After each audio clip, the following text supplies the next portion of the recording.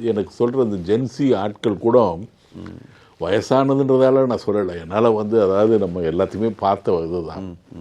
இப்பயும் விஸ்வநாதனை ரசிக்கிற மாதிரி பால் டப்பாவையும் நம்ம ரசிக்க முடியுது. இருந்தாலும் சொல்லும்போது என்னன்னா அந்த ஒரு இது இல்லை. அவங்களே அவங்க கூட இருக்காங்களான்னு தெரியல. இன்ஸ்டன்ட் சக்ஸஸ் எதை நோக்கி போகிறாங்க எதுவுமே இல்லை.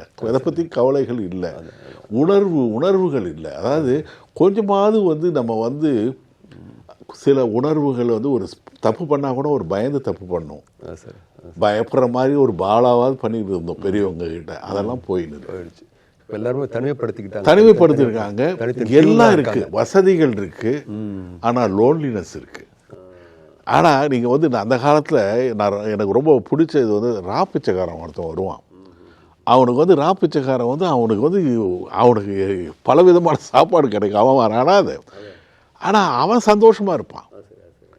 இப்போ நமக்கு எல்லா வசதியும் இருக்குது, எல்லாருக்குமே பொதுவாக நமக்கு எல்லாம் ஒரு 30 வருஷத்துக்கு இருக்கிற ஆளுக்கு இருந்த என்டர்டெயின்மெண்ட்டோட நமக்கு நல்லா இருக்குது. நமக்கு எல்லாமே தெரியுது, ஏசி இருக்குது, காற்று இருக்குது, தண்ணி இருக்குது, ஒரு ஹைஜீனிக்காக இருக்குது, எல்லாம் பண்ண முடியுது, சினிமா பார்க்க முடியுது, உரையாட முடியுது, நினச்ச நேரத்தில் வீடியோ கால் பேச முடியுது, இல்லை இவனுக்காக தொந்தரவும் கொடுக்க முடியுது.